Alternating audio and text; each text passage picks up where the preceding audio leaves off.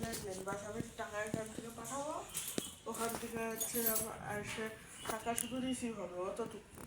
আর হচ্ছে অত কিছু ঠাকুরের ইসে হয় না, ওটা বাস হচ্ছে মানুষ ভাবে যে ওই টাকা দিয়ে ব্যবসা হয়। কিন্তু ইষ্টভূতির যে কী জোর সেটা যে হচ্ছে ইষ্টভূতি করে যে হচ্ছে সে এক্সপিরিয়েন্স করেছে সেই বুঝেছে। আমি হচ্ছে একদিন ইষ্টভূতি করে মা বললো হচ্ছে সে মশারিটা একবার ছাড়িয়ে দে, তো সে তো আমি ছাড়াতে গেছি। তো আমি জানি না হুট করে যে আমার হাতটা গিয়ে ফেলে লাগলো।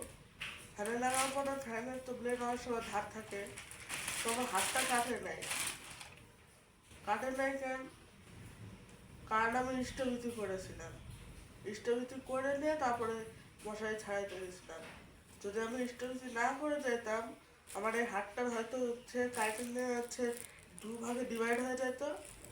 নইলে আমার হাতটা বেশি কিছু না, আমার হাতটা এখান থেকে দুই দিক দিয়ে ঝাল উঠে যেত।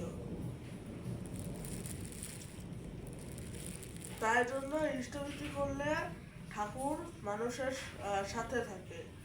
ঠাকুর সে নিজেই বলছে এক জায়গায়, যজন যজন ইষ্টভূতি করলে কাটে মহাভীতি।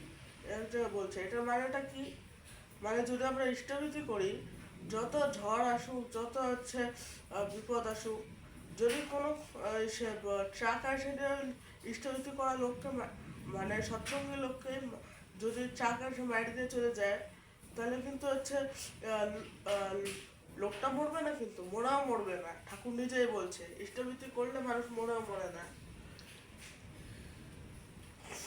এটাই বলছে। আর সে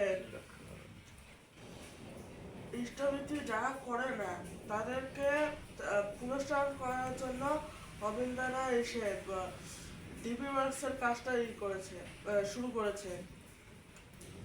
ওই ডিপি ওয়ার্কসের কাজটা যত সবাই পারে তত বেশি করে করতে বলছে। যত হচ্ছে যারা যারা ইষ্টভূতি করে না, যারা যারা ঠাকুরের নাম নিয়ে বসে আছে, কেউ নাম করে না, কেউ হচ্ছে ঠাকুরের সৎনাম জানে না, কেউ বীজ মন্ত্র জানে না, আর সে কেউ হয়তো ইষ্টভূতির মন্ত্র জানে না, কেউ মনে হয় জানেই না হচ্ছে ঠাকুর পরিবারে কয়জন আছে, এরকম কয়েকজন যারা আছে সবাই সবাই পুনঃস্মরণ করানোর জন্য অবিন্দারে ডিপি বক্সের কাজটা করতে বলছে। ডিপি বক্সের কাজের মধ্যে আমাদের সে যেই হোক না কেন, যে সে হচ্ছে সৎসঙ্গী হোক বা সে দীক্ষা না নেওয়া হোক, তার বাড়িতেও যাইতে বলছে। যে দীক্ষা না নেয় তার বাড়িতেও। এরকম যে আমরা আজকে হচ্ছে ভোরের প্রার্থনা করছি, ওই সে ভোরের প্রার্থনাটা শুধু সৎসঙ্গী গুরু ভাইদের বাড়িতে না, যারা নন সৎসঙ্গী তাদের বাড়িতেও করতে বলছে। যাজনটা এরকম না যে শুধু আমি আমার যারা শুধু আমি আমার ভালো চাইবো তা না, আমার পারিপার্শ্বিককেও ভালো রাখতে হবে। আর সে আমার বাড়ির পাশাপাশি যারা থাকে তাদেরকেও যাজন করতে বলছে। শুধু যে আমি এমনি আমার সৎসঙ্গী গুরু ভাইদের সাথে হচ্ছে যাজন করবো, তো এটা তো হবে না। আমি শুধু হচ্ছে মুখে বলতে থাকবো, যাজন কি? যাজন কি? যাজন কি? যাজন কিন্তু কিছু হিসেব ওই মুখস্থ করা কথা না। যাজন এমন একটা জিনিস যেটার মধ্যে মানে যেটা মানে আমরা হচ্ছে এমনি বেশিরভাগ হচ্ছে ঠাকুরের কথা মানে অন্য মানুষকে বলার জন্য ইউজ করি অনেক সময়, কিন্তু যাজন কিন্তু মুখস্থ করার জিনিস না, যাজন হলো বোঝার জিনিস। যাজন যে বলে, যে শুনতেছে তার সেই যাজনটা শোনা দরকার, শুনে নিয়ে বোঝা দরকার যে কি বললো, তাকে বুঝাইতে হবে। বোঝাইতে হবে। যাজন কি? যাজন তুমি যা করতেছো সারাদিন ঠাকুরকে ধরে তুমি কি করতেছো কিনা সেইটাকেই অন্যকে বুঝাইতে হবে। আমি এই করি, এইভাবে আসি। যজন কি আর যাজন? যজন হলো যজন মানে নিজে করা। বল। মানে যেটা আমরা নিজে করি। যাজন করার আগে যে নলেজটা নিতে লাগে সেটা যজন হয়। মানে হচ্ছে আমরা ঠাকুরের যে কথাগুলো, আমি আমার পুরা দিনের কথাগুলো ওগুলো সম্পূর্ণ মুখস্থ করে দিতে পারি না। আমার বাসে একবার দেখে নিতে লাগবে যে হচ্ছে ঠাকুর কি কি বলছে, একবার বুঝে নিতে লাগবে ঠাকুর এটা বলছে মানে এটার মিনিং কি।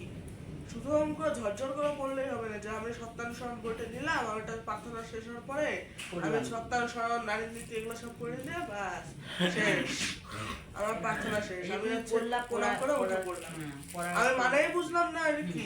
ঠাকুর তো নিজেই বলছে বই পড়ে বই হয়ে যাও না, বইয়ের তাহলে এসেন্সটাকে তো- মজাগত করতে চেষ্টা করো। এর জন্য হচ্ছে সে সত্যানুসরণ নারী নীতি বা হচ্ছে যখন কেউ যখন করুক না কেন, তখন হচ্ছে মানুষের যখন যাজন করবে যে মানুষটা, তো যে লিসেনার আছে তার সেটার এসেন্সটাকে মজাগত করার চেষ্টা করতে হবে, মানে বোঝার চেষ্টা করতেই হবে।